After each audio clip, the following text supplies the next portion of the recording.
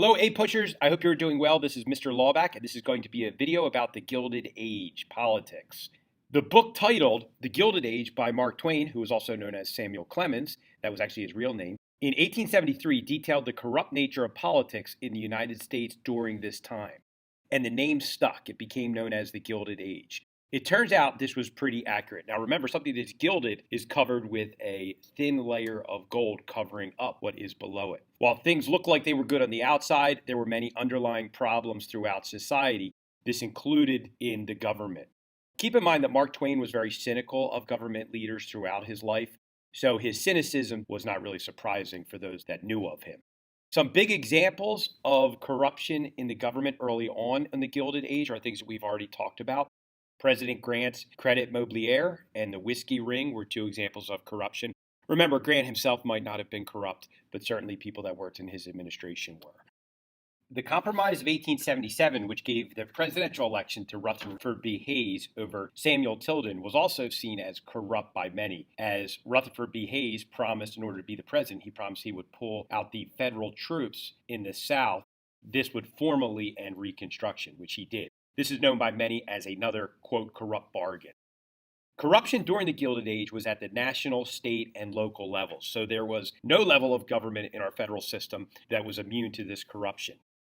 In this video, we are going to go over political machines, the Panic of 1873 and how that affected politics, the Supreme Court rulings regarding civil rights during the Gilded Age, politics in the South, nativism sentiments and policies, civil service reform, and the presidents of the Gilded Age.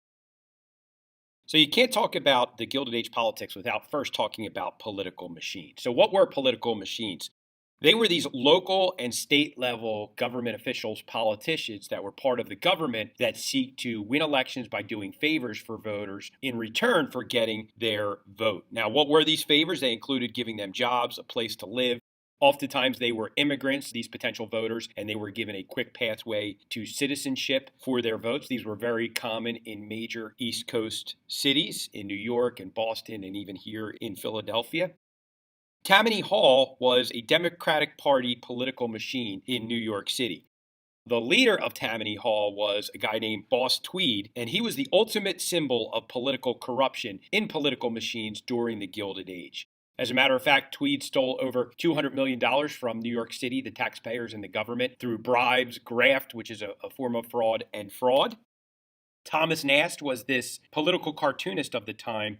He often exposed much of what Boss Tweed was doing, and he exposed this in the newspapers, and he would make Boss Tweed have a head that was a bag of money. We'll certainly take a look at some Thomas Nast political cartoons from the Gilded Age. Now, the Panic of 1873 resulted in a severe economic collapse. Now, this was obviously at the early parts of the Gilded Age, but had quite an effect on the Gilded Age.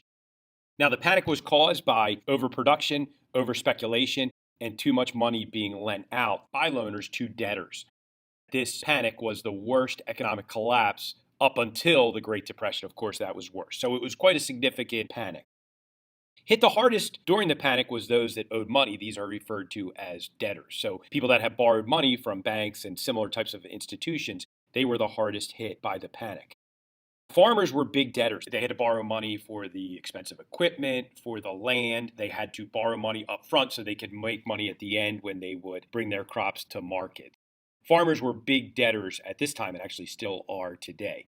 So after this, the debate ensued between hard money and soft money. Now, hard money was the gold standard, meaning any money in circulation would have to be backed up by gold. This would lower the amount of money in circulation, versus soft money, which was money backed by gold, silver, other minerals, and sometimes not even backed by minerals. This would increase the amount of money in circulation, and this type of money was often referred to as greenbacks. Those that worked in the farming industry wanted more soft money or greenbacks because they wanted more money in circulation, because this would give them borrowing power and would also allow them to pay off debt more easily because there would be more money out there. So the currency debate was a debate that lasted throughout the Gilded Age and even beyond. Now for some Supreme Court rulings regarding civil rights during the Gilded Age. Now there certainly were a lot more than these, but these are some of the more important ones. So first of all, the Civil Rights Act was a federal law which protected the rights of blacks and made it a crime to deny individuals equality in public places, and also prohibited racial discrimination in jury selection. However, the Supreme Court ruled in the civil rights cases of 1883 that the 14th Amendment only protected against government violations and discriminations and not private citizens or businesses. This ruling basically negated and overruled the Civil Rights Act of 1875. Therefore, railroads, hotels, restaurants, they could in fact discriminate. Now, in 1896, in Plessy versus Ferguson, the Supreme Court ruled that racial segregation was constitutional as long as both facilities were equal. This was the separate but equal doctrine. Now, we all know that separate is never equal, but in 1896, Plessy versus Ferguson upheld this segregation being legal. The other thing, too, is after Reconstruction had ended, many of the Southern governments started instituting these Jim Crow laws, which were segregation laws. And the Supreme Court ruling in Plessy versus Ferguson basically allowed these Jim Crow laws to continue and spread throughout the South. Politics in the South. During Reconstruction, the 15th Amendment was passed giving black males the right to vote, but not black females, of course. The South reacted by passing voting laws to undermine the rights of blacks to vote in the South. Many Southern state and local governments instituted literacy tests, poll taxes, property requirements, and grandfather clauses as a way to try to prevent blacks from voting.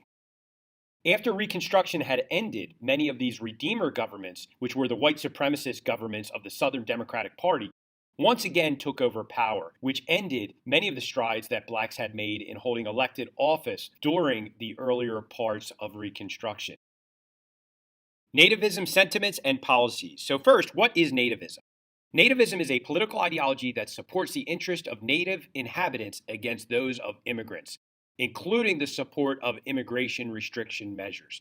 So they basically wanted America to be for those born American, and in many cases that would mean white and Christian as well. Nativists believe that immigrants should adopt to American culture and language and assimilate to American lifestyle instead of bringing their culture with them into the United States. With the swelling immigration numbers of the Gilded Age, a lot of nativist, anti-immigrant people pushed for laws prohibiting or restricting immigration.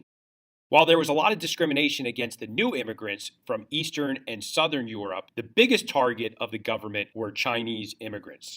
The Chinese Exclusion Act of 1882 prohibited further immigration of Chinese immigrants. Remember, this was the first time the American government passed a law restricting immigration on the basis of race or nationality. Civil service reform during the Gilded Age. The patronage system was used by both political parties. So, what is the patronage system?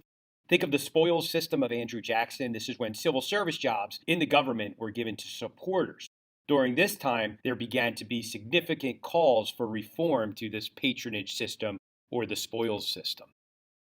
First, you had the half-breeds. They advocated for civil service reform. They were led by a guy named James Blaine.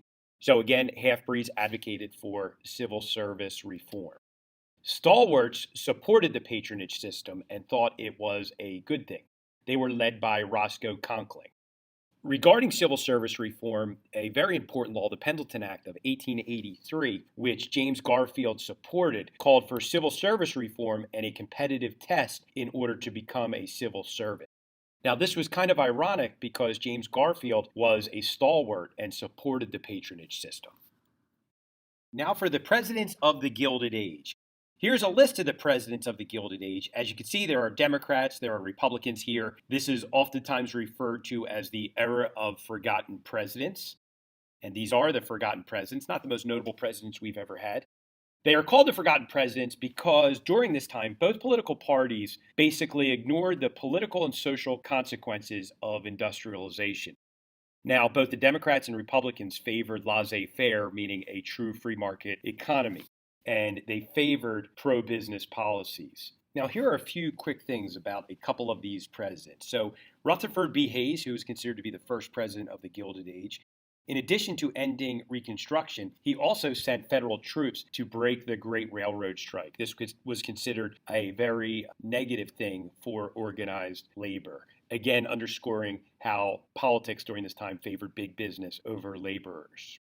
James Garfield was assassinated, and Chester A. Arthur had taken over for him, as you can see. Grover Cleveland strongly advocated for laissez-faire, but signed the Interstate Commerce Act into law in 1887.